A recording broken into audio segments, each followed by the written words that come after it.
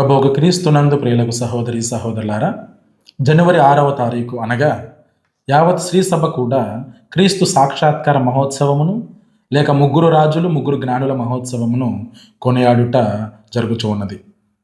ఈ క్రీస్తు సాక్షాత్కార మహోత్సవ సందర్భంగా ముగ్గురు రాజులు ఏ విధంగానైతే తోకచుక్కను ప్రభుని యొక్క నక్షత్రమును గుర్తెరిగి క్రీస్తు ప్రభుని సందర్శించడం జరుగుతూ ఉన్నదో, అదే విధముగా ఈ ముగ్గురు జ్ఞానులు రాజులు క్రీస్తు ప్రభునికి బంగారు సాంబ్రాణి పరిమళ తైలములను బహుమతులుగా అర్పించారో, మనము కూడా ప్రపంచ మానవజాతి మొత్తము కూడా క్రీస్తు ప్రభుని గుర్తెరగాలని, క్రీస్తు ప్రభుని యందు దైవమును గుర్తెరగాలని, ప్రతి ఒక్కరూ కూడా క్రీస్తు ప్రభుని సందర్శించాలని, క్రీస్తు ప్రభుని ద్వారానే క్రీస్తు ప్రభునిలోనే దైవము ఉన్నాడని, క్రీస్తు ప్రభు దైవానికి ప్రతిరూపమని, తన తండ్రి తనలో ఉన్నాడని, తాను తండ్రిలో ఉన్నాడనేటటువంటి నిజ సత్యమును ప్రతి ఒక్కరూ కూడా గుర్తెరిగి గమనించి క్రీస్తు ప్రభుని చెంతకు రావాలన్నదే ఈ క్రీస్తు సాక్షాత్కార మహోత్సవం యొక్క ముఖ్య ఉద్దేశం.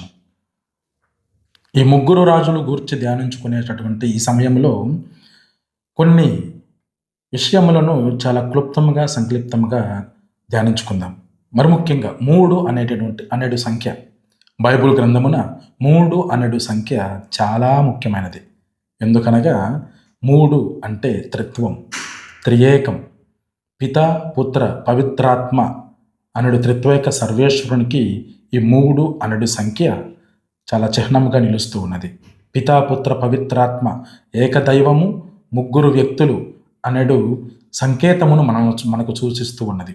రెండవదిగా, ఏ విధముగానైతే ఆనాడు ఆది కాండములో దేవుడు అబ్రహాముతో ఒడంబడిక చేసుకున్నప్పుడు ముగ్గురు దేవదూతలు అబ్రహామును సందర్శించి, రానున్నటువంటి సంవత్సరంలో ఇదే రోజున మేము మరలా మిమ్మల్ని సందర్శించేటప్పటికీ నీ భార్య అయినటువంటి సారా గర్భవతి అవుతుంది అని వాగ్దానము చేసి ఉన్నారో, అదే విధముగా ఆ ముగ్గురు దేవదూతలను ఈ ముగ్గురు రాజులు సూచిస్తున్నటువంటి సంఘటన మనము జ్ఞప్తికి తెచ్చుకోవాలి. ఈ 3 అనేడు సంఖ్య బైబిల్ గ్రంథంలో చాలా ముఖ్యమైనది.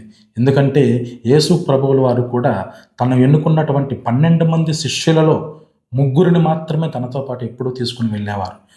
వారు ఒంటరిగా ప్రార్థన చేయడానికి వెళ్ళినప్పుడు, మిగిలినటువంటి ప్రత్యేకమైనటువంటి సమయములలో యేసుక్రీస్తు పేతురు, యాకోబు, యోహానులను మాత్రమే తన వెంట పెట్టుకుని ప్రార్థన చేయటానికి వెళ్ళటము జరిగినది అని అనేక పర్యాయములు మనం నూతన నిబంధనలో ధ్యానించుకుని ఉన్నాం.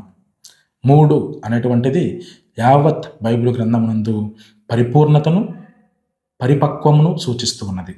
రెండవదిగా, ఈ ముగ్గురు రాజులు కూడా అన్యులు, వాళ్ళు యూదులు కాదు.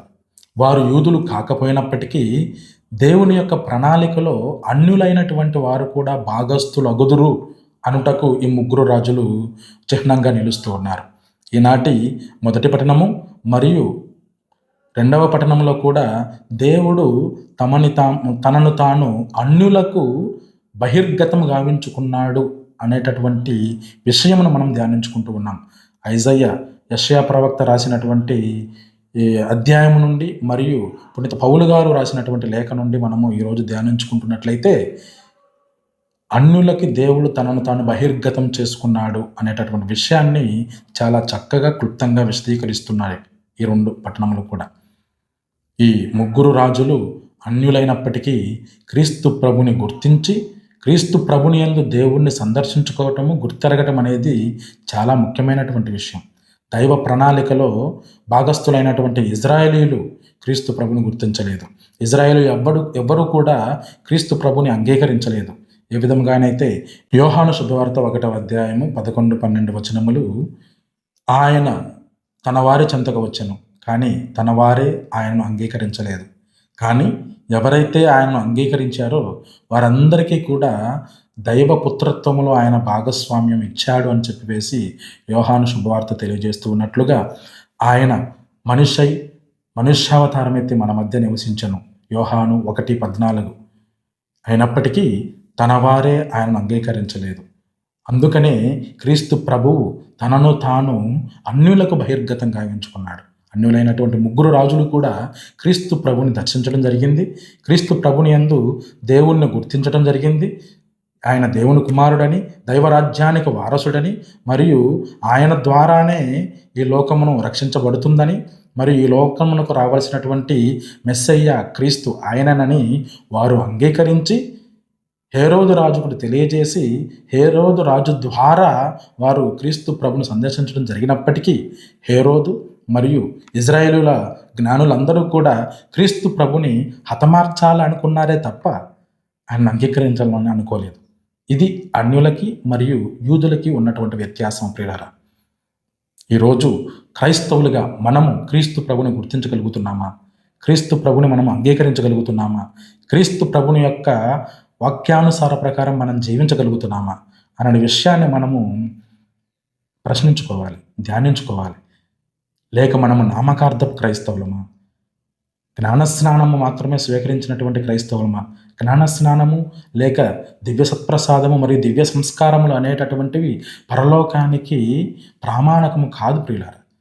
కానీ ఎవరైతే క్రీస్తు ప్రభుని యొక్క వాక్యానుసార ప్రకారం జీవిస్తారో వారు ధన్యులు అని ఆయన లూకా శుభవార్త 11వ అధ్యాయము 28వ వచనంలో పలుకుతూ ఉన్నాడు.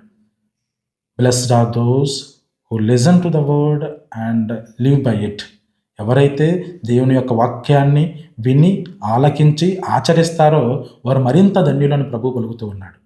కాబట్టి మనము కూడా క్రీస్తు ప్రభుని గుర్తించి క్రీస్తు ప్రభుని ద్వారా మనము తండ్రి చెంతకు రావాలన్నదే దైవ సంకల్పం.